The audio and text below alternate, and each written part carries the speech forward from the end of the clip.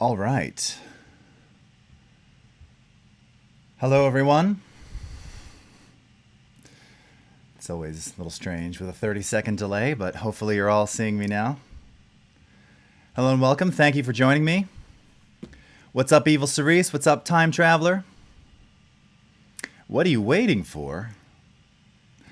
Today, we are here to talk about, and thank you so much again for joining me. My name is Jason Levine, Principal Evangelist for Creative Cloud here at Adobe. And today, this is really part one of two series that I'll do on YouTube over the next couple weeks.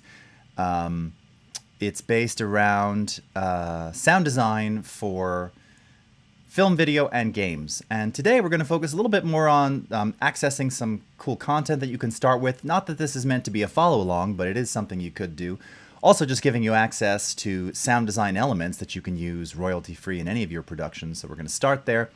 And then do a bit of just kind of talking about some of the concepts and techniques that you typically want to implement for this kind of thing.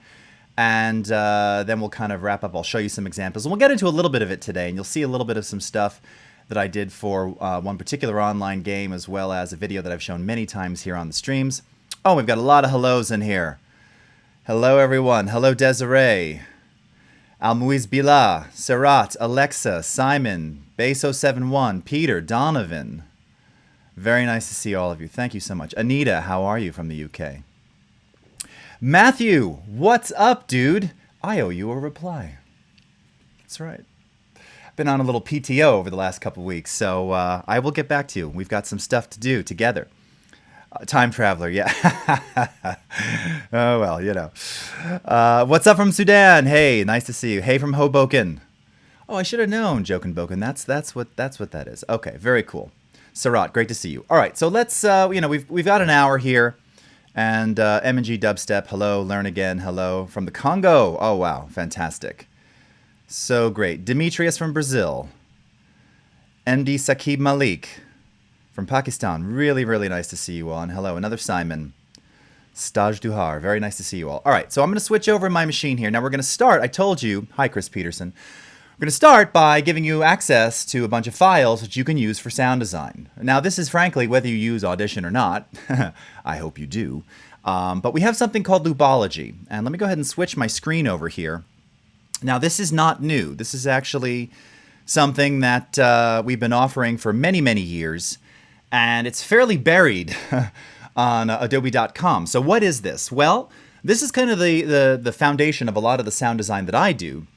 Many of you probably don't even know that we actually give you, as part of your CC membership, access to thousands and thousands of sound effects, music beds, music loops, and more, many of which were recorded and performed by yours truly. And you can see this is the URL up here. Now, a Google search will probably return the same thing if you were to search on Adobe Audition Downloads Loopology. Specifically, this is called the Loopology Bundle. This is some stuff that I did years and years ago, but it also includes an enormous amount of sound effects and other things. Again, here's that URL.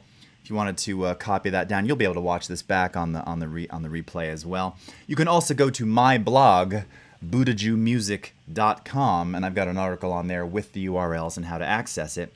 But if you go into the download section, what you'll see here are a series of zipped files that contain, I don't even remember how many gigs it is, a lot. You can see a lot of different sort of separated folders here. Everything from, you can't see all that because my camera's in the way. Let me just mute that for a second. All right. So everything from, we've got weather, underwater, transportation, technology, sports, science fiction, production elements, noise, tones, multimedia, liquid water, industry, impacts, imaging elements, human elements, household horror foley, fire, explosions, drones, crashes, cartoon, animals, and ambience. So a really nice, sizable collection of royalty-free sound effects that you can access today and start using in your own sound design. And as I mentioned, all the sound design that I've done in the last umpteen years generally contains at least a few of these elements. Now, I say a few because part of sound design is not unlike Photoshop compositing. It's a lot of layering. Typically, or I should say atypically, do you find one sound effect. I own a lot of CD-based sound effects libraries too. you don't typically find like one that kind of does it. Usually you're layering a bunch of things on top of one another, and that's what we're going to talk about. And I'm going to show you a bit of that too. All right, back into the chat. Arturo, hey, thanks. Yeah, you guys should download this. Download it today. Fozzie, what's up?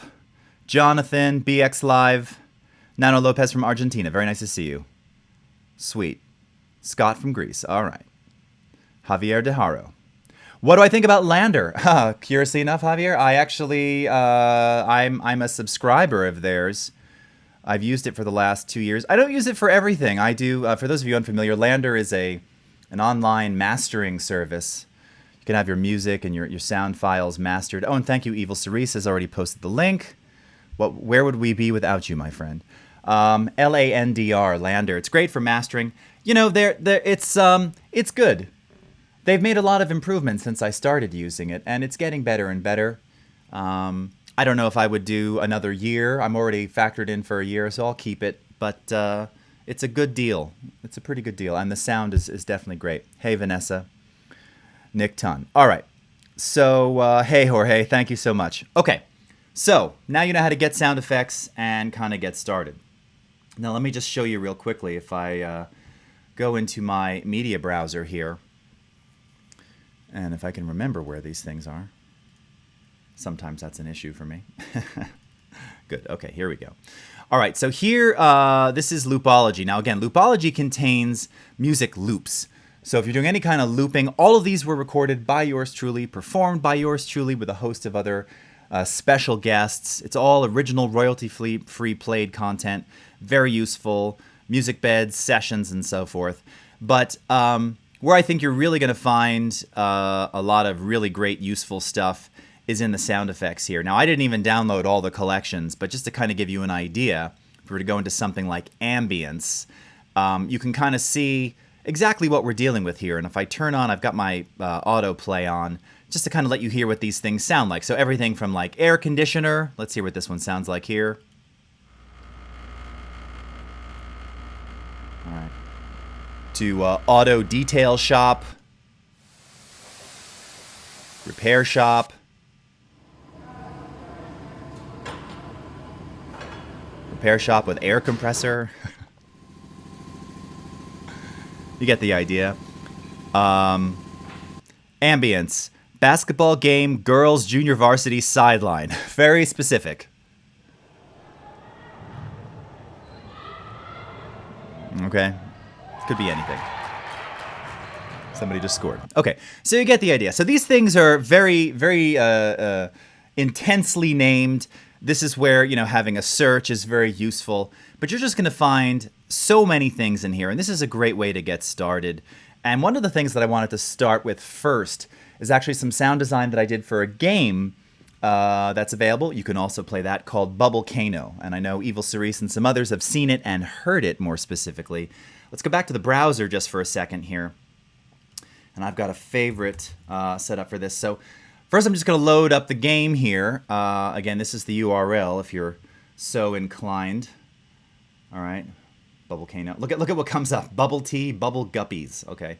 So here's the URL for Bubblecano. This is an online game that you can play, created by Grant Skinner and Mike Gabori. Many of you may know Mike Gabori from his awesome clothing line, Filthy Casual.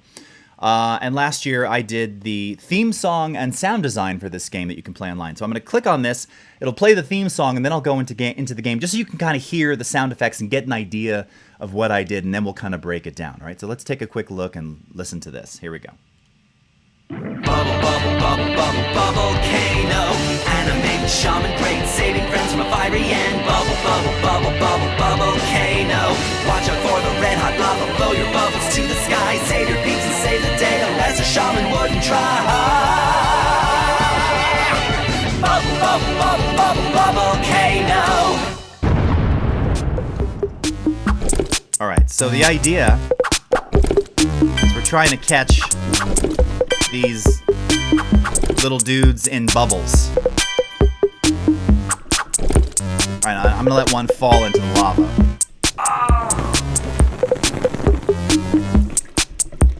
Let's let another one fall too.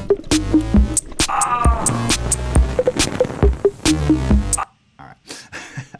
Okay, Okay, so you can hear like all the different sort of elements there. So right when I clicked on play, you had this kind of big explosion of the volcano. And then you've got all the in-game sound. The sound as, you know, you're making points, bling, bling, bling. These are all just like synth sounds that I was playing. There's also the game over sound, which is like a bzzz. Again, just a monophonic analog synthesizer sound. All of this was recorded live, by the way, on another live stream that we did a little over about a year and a half ago on Twitch. And for each of those elements, I had to create those kind of layered sounds, and the characters dying in the lava, whatever it is, a lot of vocal takes done for that, and then it's mixing that in with some lava because again they're going into the lava and then they're kind of melting. So I had to have that sound of like sizzling flesh. It gets pretty gross. But how do you do all that, right? So this is where again you can start and really leverage the library of content that we have in Loopology here to find some of the basis of sound effects that you might need. So let's take a listen to what I'm talking about here. So that very first sound that you saw, hey Philip, thank you. Hey Abfitaz, thank you so much. One of the, like I was mentioning, that first sound, you click play and you hear this big explosion. So again, you notice in the media browser there was a whole series of fire and explosion sound effects. But, like I said, you're seldom going to find one that's going to kind of do everything you need, right? And we can audition some of these, like here's Explosion Blast, large. It's pretty good. Sounds exactly what you'd expect. But it wasn't quite like, the volcanic explosion that I wanted. Now, curiously, I don't remember if we had... Yeah, now there's 2 volcanoes in here. Kind of flubby, didn't really do it for me. And here's another one. It's got nice decay, but it doesn't have the, you really want that like subsonic to really blow you out of the, blow you out of the water, to just really, punctuate the start of the game. Hey, what's up, Aunt Pruitt? Oh, nice. You grabbed some of that Loopology content? Yeah, it's great stuff, man. And again, all royalty free. So you can use these anywhere. You can use these in any production on YouTube, on Facebook. You're not going to get pinged or flagged. For using content that is otherwise licensed elsewhere. So this stuff is really useful. But again, to that point, finding the one sound effect that does it, very, very rare. So case in point, what you can actually see here, this was, the way that I typically do these, because they were building the game live, so I didn't have a video reference. I just kind of had to do these blindly. What I started with was that explosion sound, Explosion Volcano number 1 that you see right here, to kind of start the process. And here's what that sounded like. All right. It's not bad, but it's just not big enough. So added to that, I brought in another sound effect from that collection. So this one's called Fireball. Fireball. Bzz, bzz, bzz, bzz, bzz. All right. So it has a bit of that kind of a whoosh. Now, by itself, it's not that interesting. So I wanted to make that, again, a little bit bigger and a little bit more ambient and reverberant. Now, one might say, volcanoes don't reverberate. Well, actually, explosions kind of do, right? It's not like you're kind of in a vacuum and it goes silent. Although technically, if you were by an eruption, it would be so loud you probably would have tinnitus and hearing ringing and hear nothing. But the idea is that you want it to kind of decay, to be bigger. So for that, I used a little reverb. Now, for this particular one, I happened to use a third-party plugin by Softtube called their True Stereo Algorithmic Reverb. I'm using a dark, large hall, and when you apply that to the Fireball,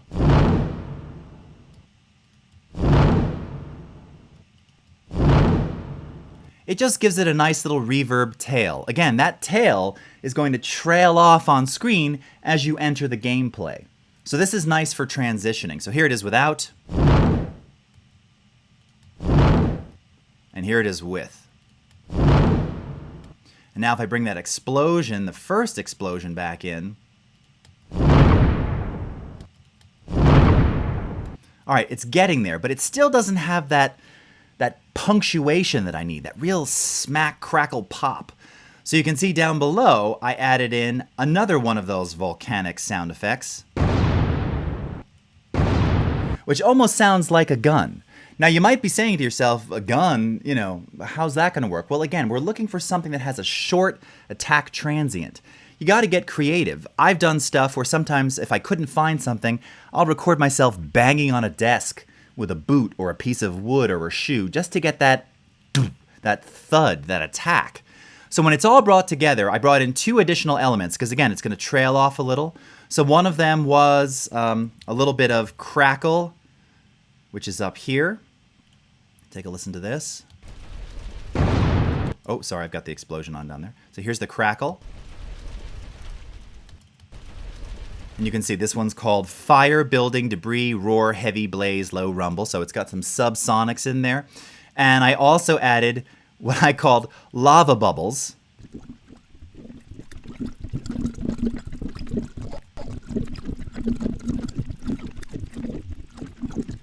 Now you might be listening to this going, that sounds curious. Yeah, that's me just blowing bubbles into a water bottle. And that was, again, recorded live on stream. A lot of times you got to get creative. So add it all together, wind it back and hit play. Right? Now we've got a nice big eruption.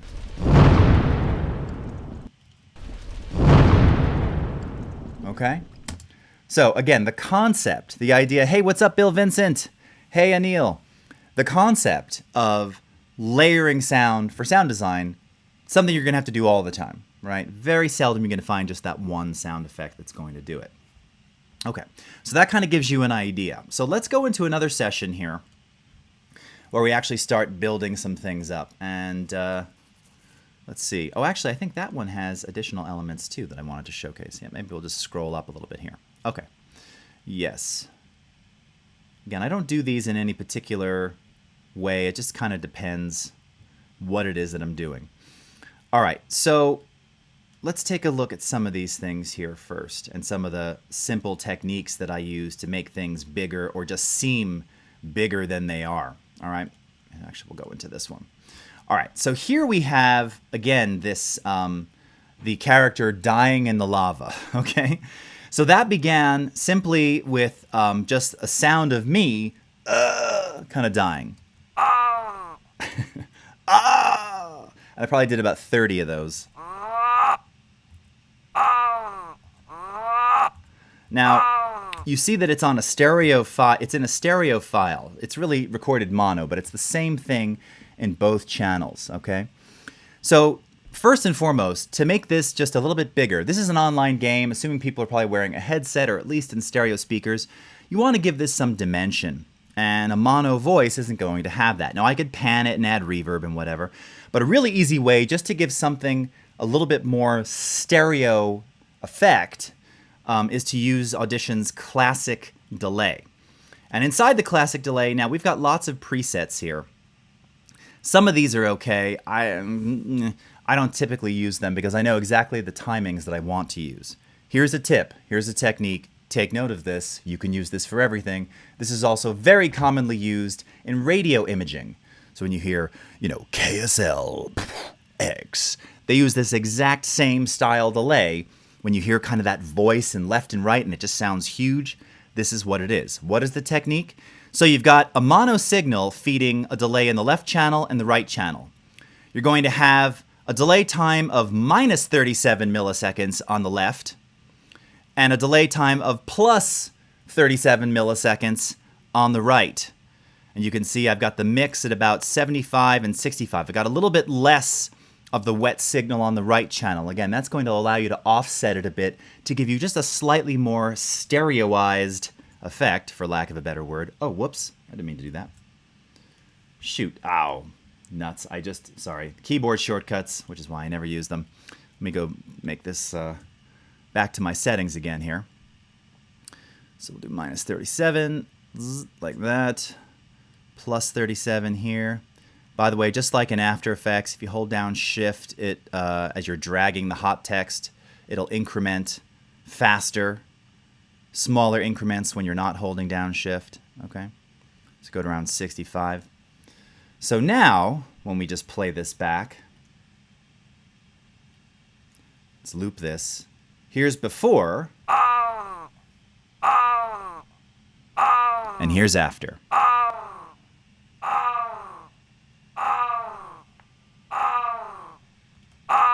Before, in mono, after. All right? Maybe you're thinking, that doesn't even sound that great. No. It's just the idea to make it stand out a little bit and give it a little stereo presence. Now remember, this sound effect was used as the character falls into the lava. So of course for that I needed to simulate some crackling and burning. Well, again, in Loopology, in those sound effects, I happened to find one here called Fire Torch Burning Short. All right, let's take a listen to this. You know, that's like carrying the torch in the catacombs, you know. I just recently watched Raiders of the Lost Ark. And then I found another one here, because that wasn't quite enough. I needed some sizzle, right? It's not just the burn, but it's the sizzle of the flesh. So this one is Fire Heavy Crackle Blaze Sizzle.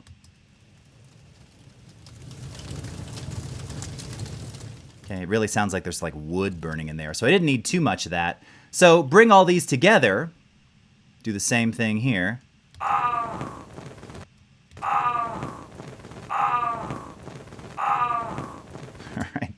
And it just sounds like a character kind of sizzling into the lava. And naturally, as I mixed these individual sound effects down, I faded it out. You do what's called a top and tail. So just to kind of give you an idea, the total duration would be something like this. All right, let's go ahead and just mix these down, just to show you here. We'll mix down the time selection. All right. And you apply a little fade out at the end, just right at the end. All right. So you have this.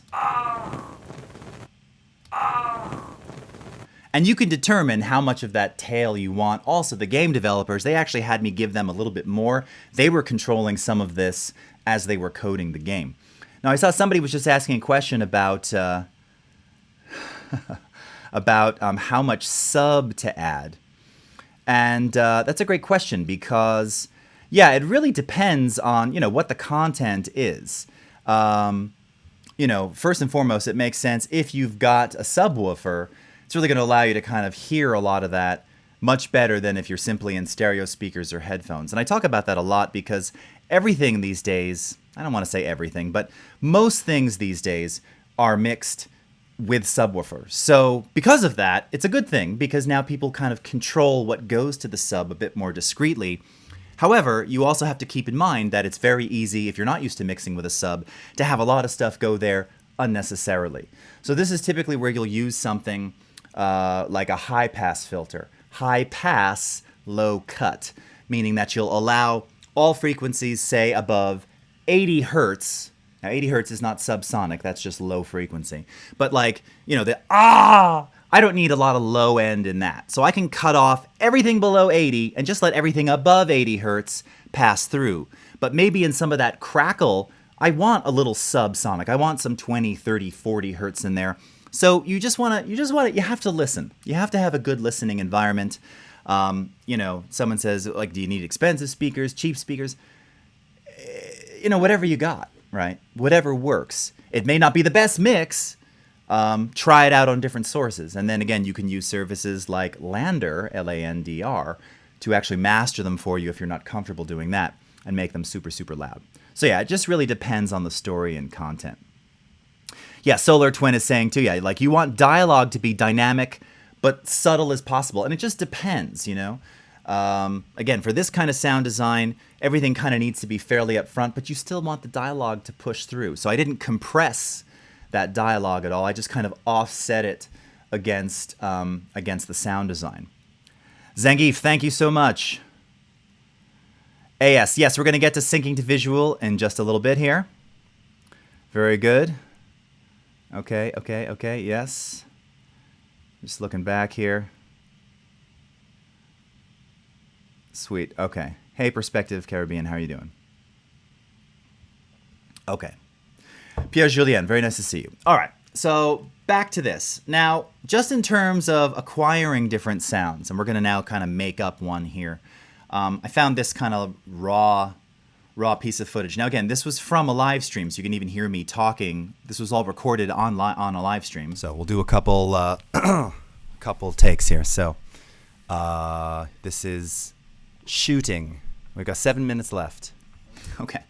So I didn't, in the sound effects that we had there, I didn't kind of find the right shooting sound. What shooting sound did I need? Well, the shaman, whose name is Animate in the game, is shooting these bubbles and kind of like a, how do you shoot bubbles? What, a bubble canister. So it's not going to be, right? It's going to be like it's going to be some kind of like airy, breathy kind of sound. What's the best way to get an airy, breathy kind of sound? With your mouth. That sounds perverse. It is not. So you gotta, and that, by the way, that's how you start to get really creative in sound design, is by doing a lot of these things yourself. Also, don't be surprised if you start doing a lot of sound design that you do sounds all the time and people will think you're weird. That's just part of that's just par for the course, friends. It's all good. So you can kind of take a listen here and see what I was doing. Ooh, too much. Sorry. So when it got a little too hot there, had a little too much low-end rumble. By the way, another key tip when creating or recording sound design, similarly to someone who was asking about subwoofer and sub frequency, really good idea to have live frequency analysis on. That way you can see, like in the case of that one here, this particular take of me kind of doing the blowing sound, too much sub. Now you can visually see that waveform doesn't look healthy. But again, when you play it back, if you pay attention to this section here, and by the way, look at this already at 40 hertz, it's a lot hotter than it needs to be. Ooh, too much. Sorry. All right. Oh, I should have had that looped. Sorry. Ooh.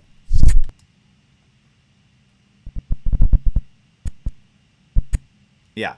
So like you can see right there, the subsonics in that, because I effectively encountered a plosive. Right? A plosive is what's also known as the popping P. That's that burst of air that contains all this low frequency sub information that ultimately distorts the input, but you can visually see. And if you don't understand this view, what we're looking at here is decibel level. Remember that 0 dB is the loudest we can get. We're working in a negative logarithmic scale here, friends. And then at the bottom here, along the X horizontal axis, we've got frequency. So I'm trying to simulate this like a bubble gun, and instead I wound up doing this like subsonic Adobe Atmos thing that's going to move your chair. That's not the sound that I wanted for the bubble gun. And you can see how much of that is resonating in this low frequency. Too much. So this is another good thing to kind of keep open and watch and keep a watchful eye on as you're recording sounds as well. So let's take a listen to some of these other alternate takes.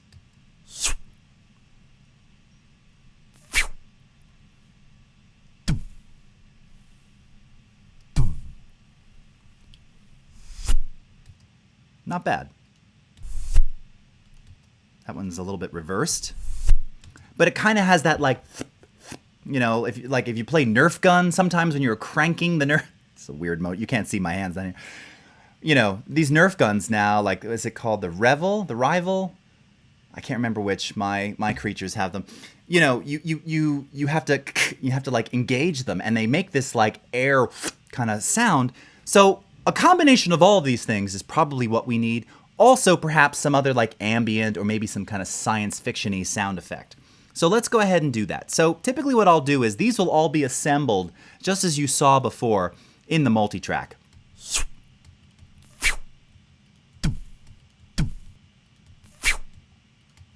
So these two might work well together. That's a little too much. That's a little too long. And that's not bad, but I think it's got a little too much bottom end. And again, I'm looking at the graph here. So let's go ahead and just select these two and move back into the multi-track. Scroll over here, where you can see that I've got these inside the tracks here. Let's unsolo all of this. All right, and I'm simply going to cut these two pieces out. Now remember, the multi-track is fully non-destructive here. So I'm going to split the clip to kind of make this its own piece, its own little audio clip that we can work with inside the multitrack here. I'll do the same thing on this one. Right click or control click and split. Shortcut key V, standard in all Adobe applications. And now I'm going to take these two pieces and we're just going to start layering things on top of this and probably adding different types of effects and sounds to kind of make this work. All right. So the first one that we have here, and let's just kind of bring this over to the edge. I'll zoom in a little bit more horizontally, is this. Oh, whoops. Sorry, I had a selection made here. Here we go. Okay, so that in and of itself, not bad. It needs a bit more. So this one has a bit more of that thud, a bit more of that attack that I was looking for. So how do you make these work in sync? Well, you're just going to sort of line up the transients, right? Or in this case, sort of where the loudest section or part of the attack occurs.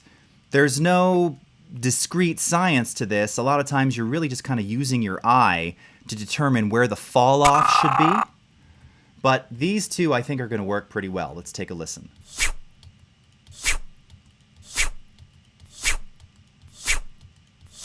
Now here's just the one. And here's the other. Now I feel like because this one has a little bit of a lead in, that I'm losing some of the attack. So I might even shrink this up. And here I can use my non-destructive fade, okay, just to bring this one in a little bit later so we get more of that initial attack from this sound down here. All right, solo these again.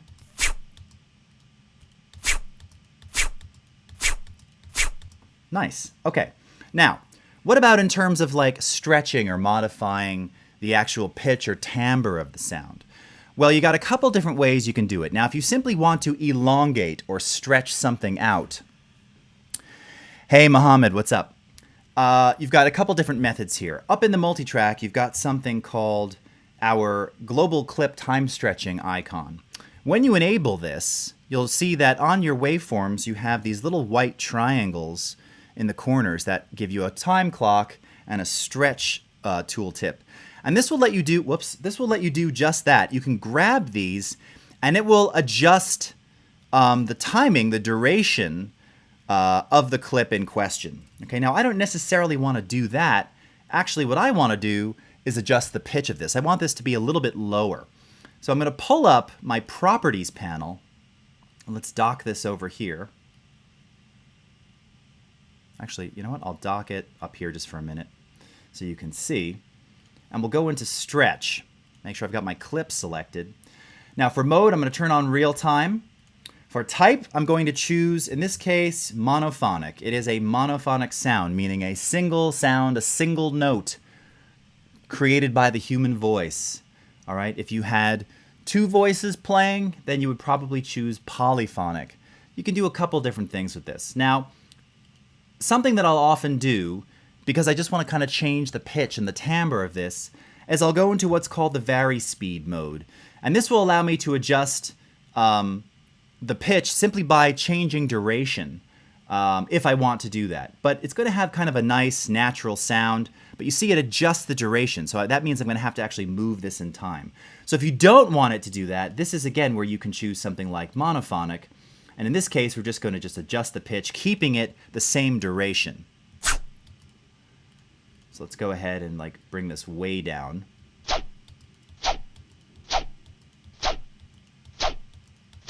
That sounds pretty good. Now remember, here is the original. All right. Now maybe 19 semitones is a bit much. Let's go to around 15. That's nice. Bring this one back in.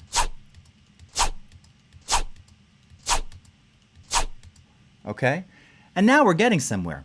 And now that I hear this, I'm actually thinking, you know, maybe one of those slightly more percussive thuds might actually give me a little something. So let's take a listen here. I think it was this one.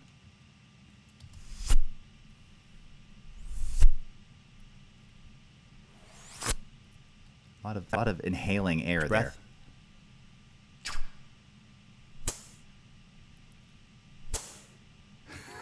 right? So maybe this one. All right. So let's go ahead and take this. Once again, I'm going to select this. I'm going to split it. And I'm going to drag it out into another track. Am I going to be on DMALA this year? I don't know. All right. So what this one's going to give us now is a little bit more attack. All right. Let's unsolo this. Bring this one in. Again, maybe we'll just fade that up a little bit. We don't need the whole, like the whole thing. Drag it in. Now remember, we're not in frames here. We're working in samples. So you've got a lot more, you have many more degrees of zoom when you're working in samples. Currently, because we're at 48K, that's 48,000 samples per second. So you can zoom in super, super close in here to really refine this. Let's go ahead and wind this back. Let's take a look at that frequency analysis here. All right, and let's hear what we've got by itself. And it's providing just enough of that thump.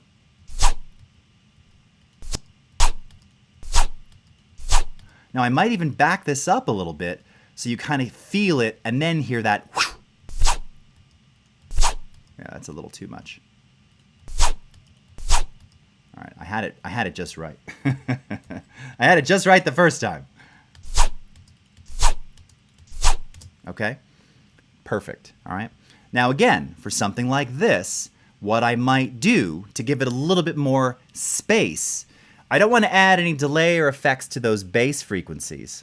But what I would like to do is maybe add just a little bit to some of those high-end ones, namely this one up here. So here again, I can go into delay. These are single tap delays. Here's the last setting we had. Bring these back in together.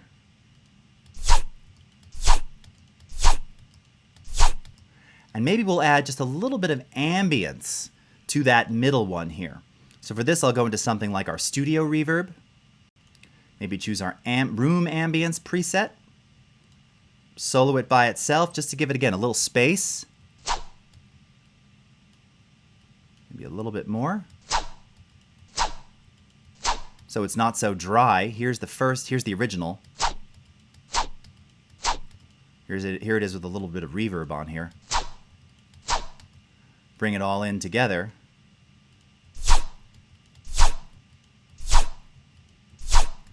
And now it sounds like we have a bubble gun, okay? Whatever that means. So you get the idea. So at this point now, what I would likely do is, like you saw before, do a quick mix down of this. Okay, across all three of these. Maybe give myself a little bit more on the beginning here.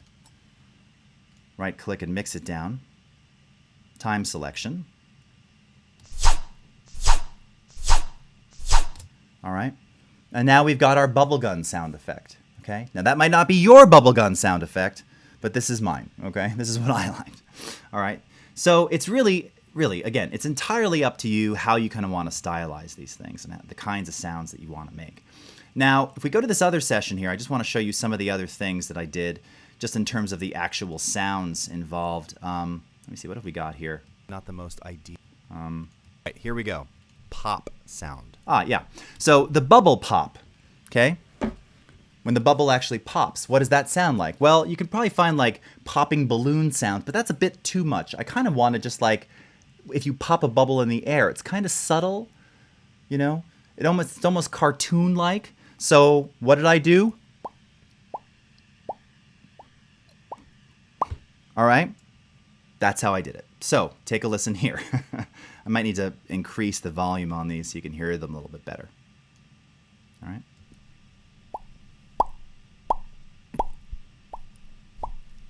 Oh.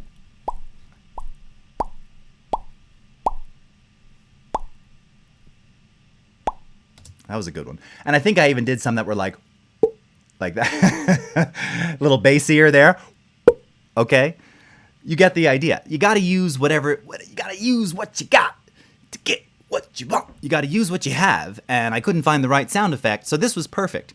So here's an example where I just took this.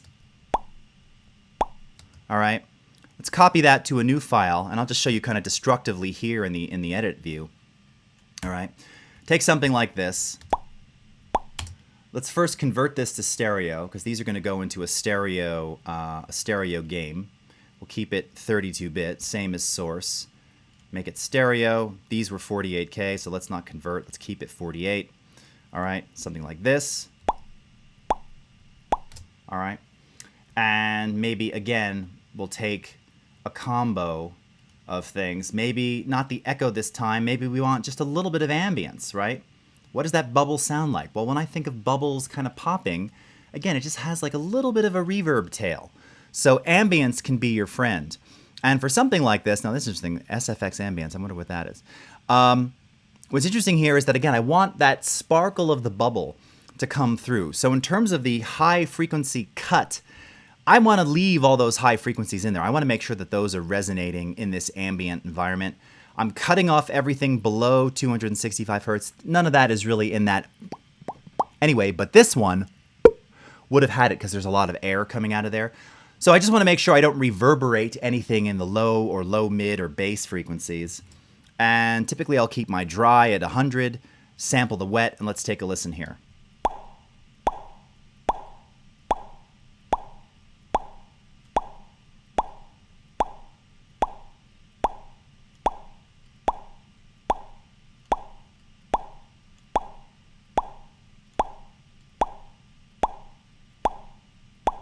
All right, and if you want to hear just the reverb, we can take a listen to that. And the reason for that is that's going to allow you to kind of refine the room sound, how much damping you have, how much diffusion, how that high frequency cut affects what you're doing. So take a listen as I drop this. These are good techniques to understand because, again, a lot of the ambience and effects that you apply, you need to apply them in the proper frequency range to really make them stand out. You want this to come through. So I want a lot of high end on this bubble pop. So let's take a listen here.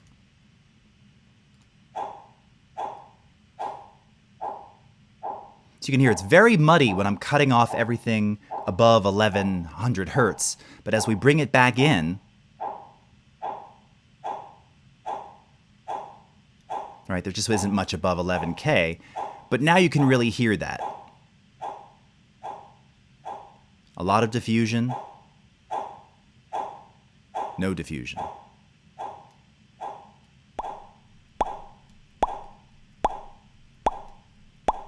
All right, no reverb, doesn't sound like anything. With reverb, sounds like a bubble popping to me. Apply that, and now you've got your nice little bubble pop with a reverb tail. And again, inside the game, they will assign, you know, when this action happens, play this, and that's what you heard in the game.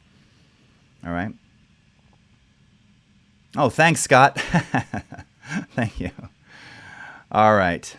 Hey, Hysteria. Did Michael's singing end up in the final version? Oh, yeah. So, and that's, maybe if we have time in the last 50 minutes, I'll show you. Yes. So the song, again, that was all written and recorded live on the stream. And I pulled in my colleague, Michael Shez, to sing some harmonies. And it was hilarious because he was on stream, I think, working with some of the other guys, maybe with Mike and Grant. And he couldn't really hear what I was doing because I was in headphones. So I just said, okay, here's the words. Just harmonize with me. He did it. And then that made it into the version that's in the online game. Okay, so let's go back to the multi-track here. All right, and just to kind of show you too, I thought this would kind of be fun. Let me see if I can pull these up, because we're gonna kick over to sound for video a little bit. And again, this is part one. We're gonna talk more about this in the next stream that I do here. Oh wait, no, this is something's happening. I want Bubblecano. Okay, you can see tons and tons of folders here, so much stuff. So here, these were like some of the finals. Yeah, it's blowing bubbles in a bottle. Very short. Ah! Oh! Ah! Dying with sizzle. Ah! right? That's the one I just showed you. But then I realized, it needed more. It needed the crackle. And if you play the game, you'll actually hear these decay very, very nicely. Okay, here's erupt, explode, one shot. Again, combination of about 6 sound effects. Here's some of the losing sounds. All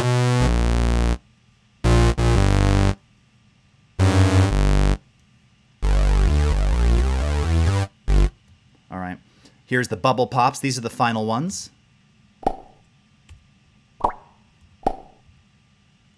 Now that last one, this one here, that sounds like the same effect that we had, but I doubled it and raised the pitch of one of them. So you kind of have this water droplet kind of effect happening there. Right? It's the same sound, doubled, pitched up probably about 16 cents, and then using that delay that I showed you to make it in stereo to make it pop out even more. Here's the pop shoot. All right, that sounds like the one we just did. Pops, bubbled. All right, here's some of the score sounds. And these were all like synth sounds. So here, just to show you here. Yeah, these were played with some virtual instruments that I had. All right, here's some of the mono synth ones. Let's just increase these.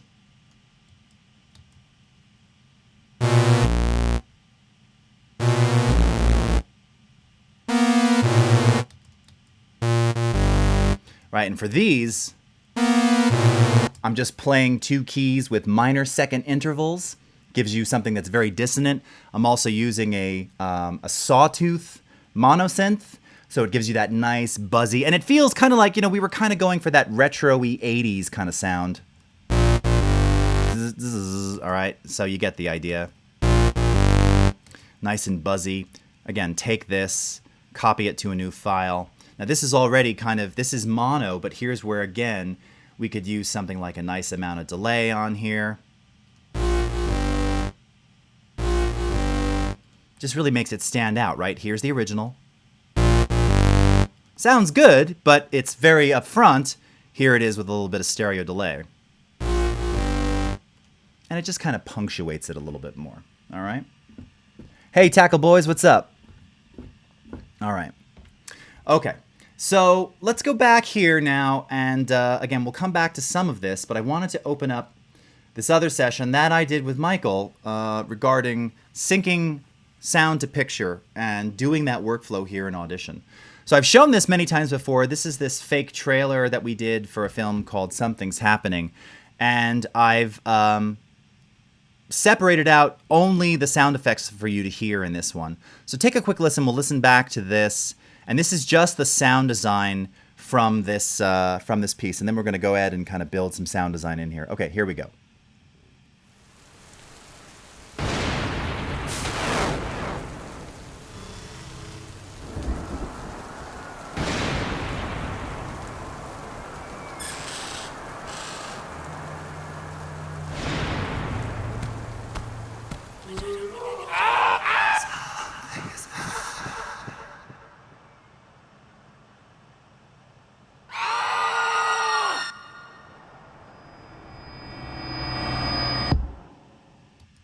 Okay.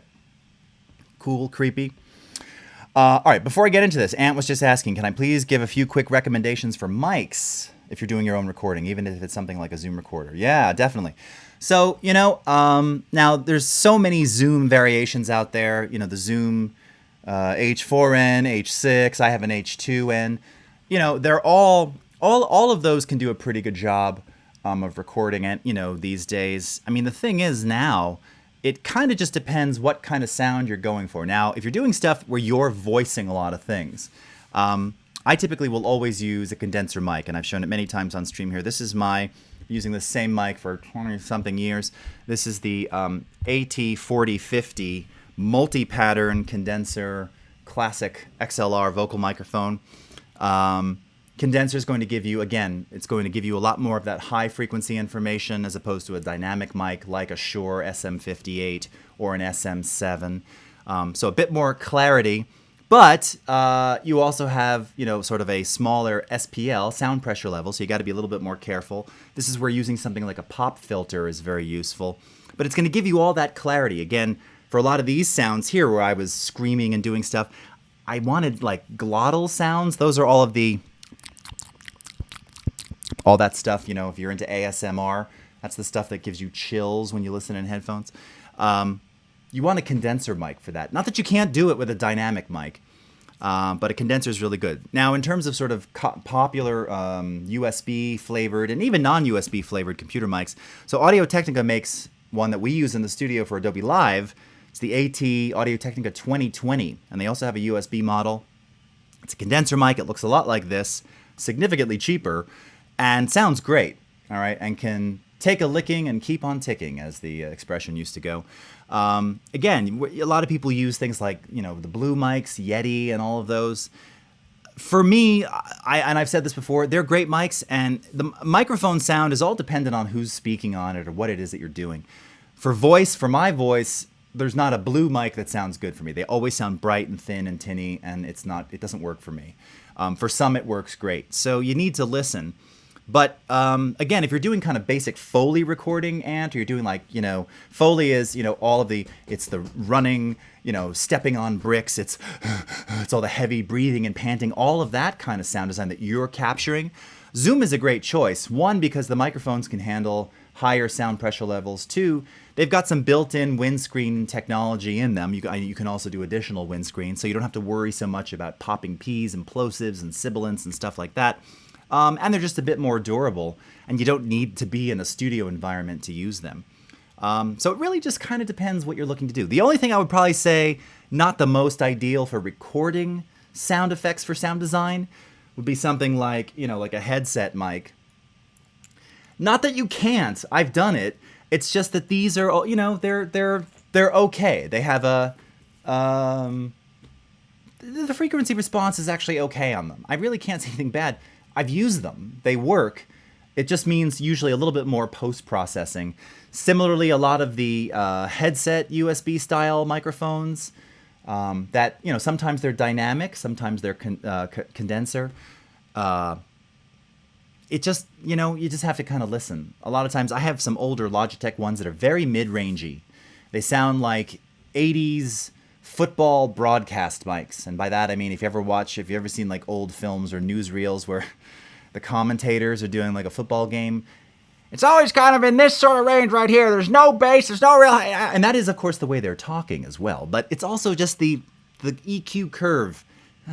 You want kind of what's known as sort of a flat response when you start, because there's a lot of EQ often involved in sound design as well. Fortunately for this session, I used some, not too much. I used more EQ, it looks like here on the music rather than the sound effects. But let's go ahead and just break this down, and then we'll kind of walk through some of these here. So the first thing that you see in this particular piece is, again, a lot of thunder, lightning, and ambience. And what you'll actually see here is that all of these sounds were part of those loopology libraries. So how do we start working with those? All right, let me go ahead and put this media browser. Actually, maybe I can dock it to the side here. Yeah, let's give us a little bit more room to work with. Give me a second. I'm gonna just reconfigure my UI here for a second. Oh, and we got 6 minutes. Okay, that's all right. Plenty of time, he says, laughing to himself. Let's scroll back up and go into weather. Okay, so you can see lots of things: raindrops, water, splatty, ocean winds, subsonic bass, earthquake rumble.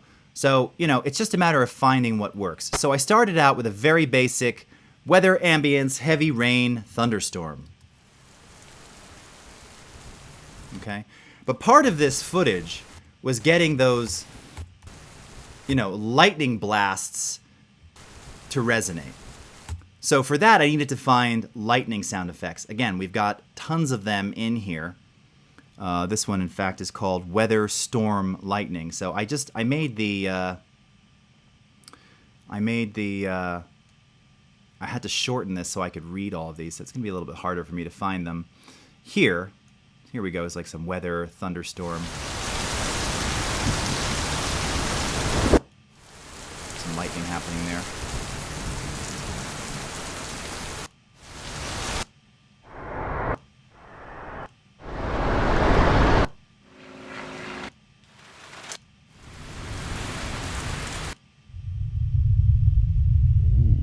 Creepy earthquake rumble.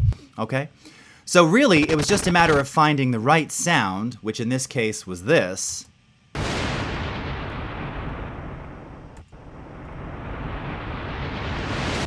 And then using the video here to line it up where it happens. Okay, now this is again where having more levels of zoom allows you to be that much more accurate where it falls. Now this has got a nice long decay.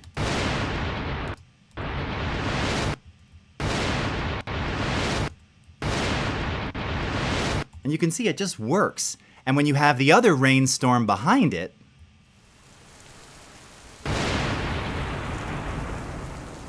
it just kind of feels right. Now, I've got another sound effect in there because there were two quick bursts of lightning. And then one right there. I wasn't actually quite sure what that was. That was just kind of like an after flash and aftershock. So here, instead of using, again, another lightning bolt sound, I actually dipped into some of the science fiction ones, which was something like this.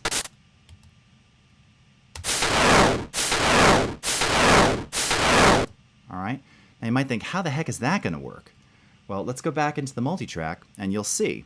So for one thing, I did a couple of different things to this. Actually, it looks like I only did one thing to this now.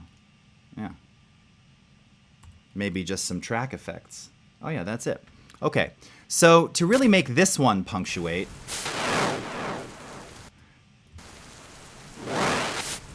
all right, I added a little bit of analog delay.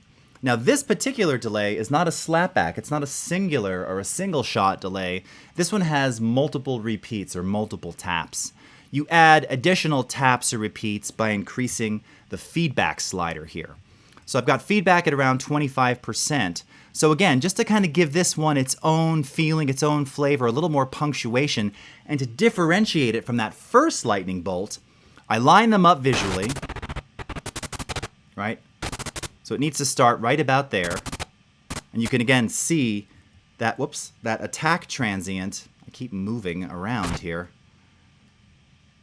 That attack transient, here it is without the delay.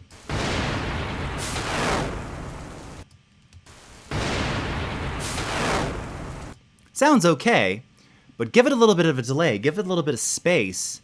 Now it's going to sound even bigger, even creepier.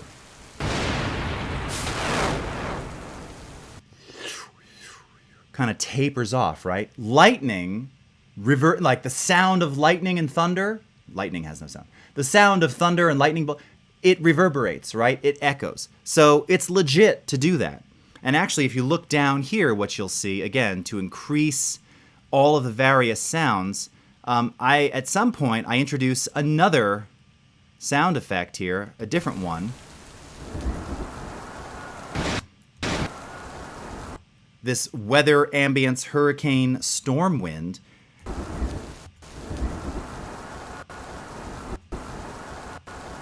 And this one, it actually feels like it's blowing sideways, right? It just works. It's kind of got that creepy Wizard of Oz kind of sound to it. Now, where you start to get really more creative is in sounds like this one here. All right. Now hold on, I'm going to solo this, but I'm actually going to mute this for a second. So this particular scene right here. All right, this is just the sound of like, it just looks kind of like an industrial space. It's wet, it's dark, it's a bit murky. What does that sound like? Well, I tried to find some industry, meaning the sound of industry, sound effects, for which, again, we have a whole collection of those, right? Metal machines, And again, this is where you just start auditioning things. So pipe vibrating. I think actually that's the one. That's the first one, and that's the one I wound up using. Here's something else. Construction site. Some of these have a very long fade in.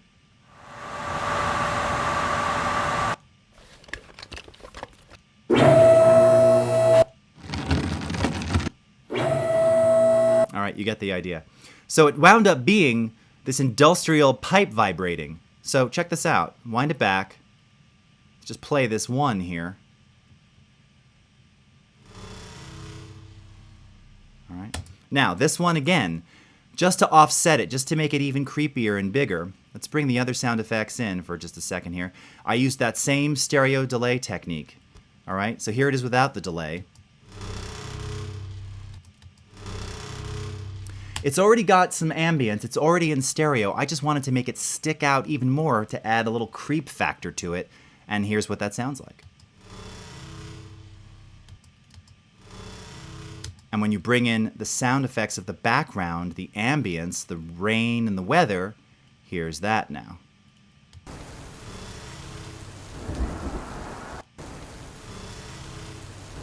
All right. And for something like that, this might even be another opportunity where we go into our properties panel and maybe we drop the pitch of this ever so slightly, right? Make it a little bit darker. That's a little too much. You can barely hear it now. Let's maybe do like 2 semitones. It's already pretty low in terms of pitch and frequency.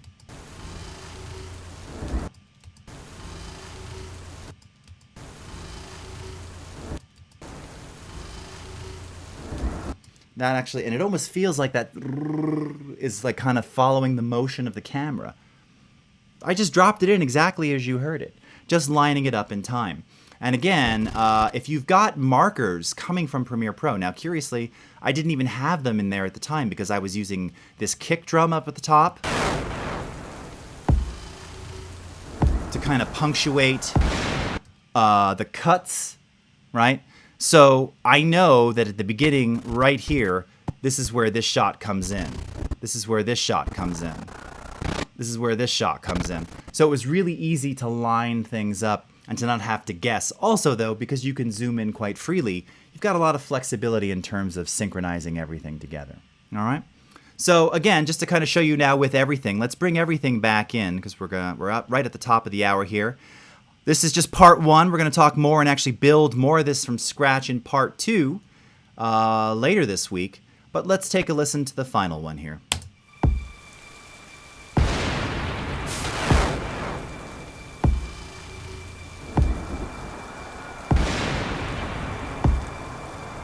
Little pitch change on that same lightning bolt there. More pitch change.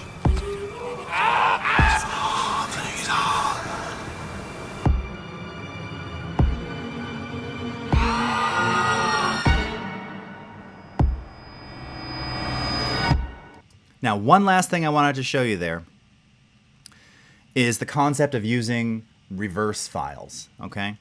So here's that ending sound effect.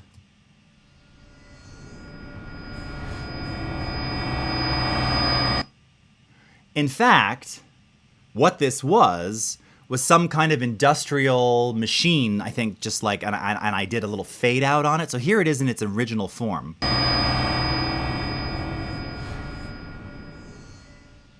You can hear it was some like industrial metal shop or something like that. So if you're trying to punctuate, particularly where a movie trailer is concerned, that last frame or that fade to black, reverse it. Now I created this fade. All right, that fade this was a destructive fade. I destructively did this, by the way. Okay, I committed to it and saved a new file called reverse suspense here. You create the fade using these handles. Now you don't have to do that. You can do it again non-destructively in the multitrack. But I actually wanted to create that fade so that you build a little crescendo here.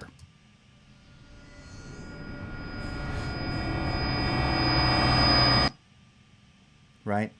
It just feels cinematic. And then to punctuate it further, I simply added one more. There's a kick drum somewhere up here. There it is. Is it right there?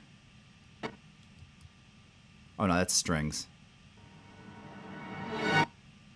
Got a kick drum somewhere in here.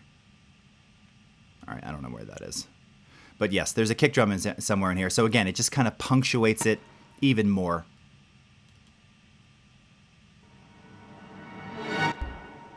Okay. And you add a little bit of a tail of a reverb on here, which I think I did via some various clip effects. All right, very last thing I just kind of wanted to show you with regard to these screams, because this was kind of cool. This was a combination of using some clip and track effects.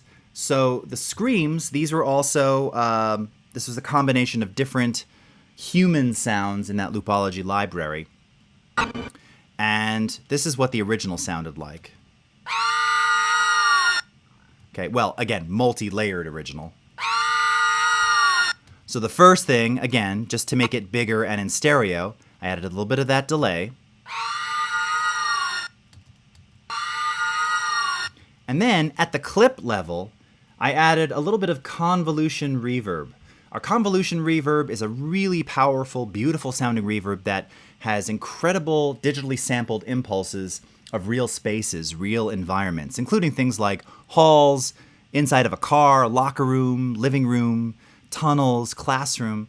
So I used just a little bit of this to, again, allow it to trail off so that when you hear this in context, those screams kind of creepily disappear.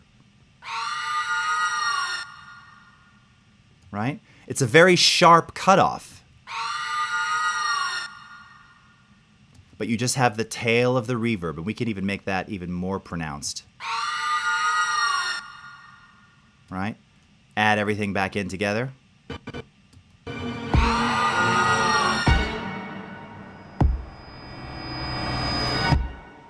Okay? And it just really gives you that punctuated ending, all right? Let it trail off. All right, in the next episode, we're going to talk about setting up buses and how to create some of those tails and trails using what we call a pre-fader send. You're going to send the signal to a bus, to a subgroup, before the fader, so you can separately control the effects on your sound design with their own faders, even in groups, all right? A lot of cool stuff to discover there, and we'll talk a little bit more about doing real-time sound design against picture sent dynamically from Premiere Pro. So everyone, thank you so much for joining me. Ant, Tackle Boys, Desiree, Vanessa, Ryan, Evil Cerise, Franklin Israel, Solar Twin, Scott Kane, so many other names in here I'm scrolling through, Mahesh, Rehan, Hysteria Productions, Juan Pablo, 3M1. All right, thank you, Zangief, Solar Twin, Mohammed.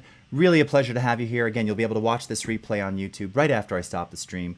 Thank you as always for joining me. Have a great rest of your week, and we'll see you again next time. Take care, everybody. Hope you enjoyed it, and we'll see you. Thank you. Bye-bye.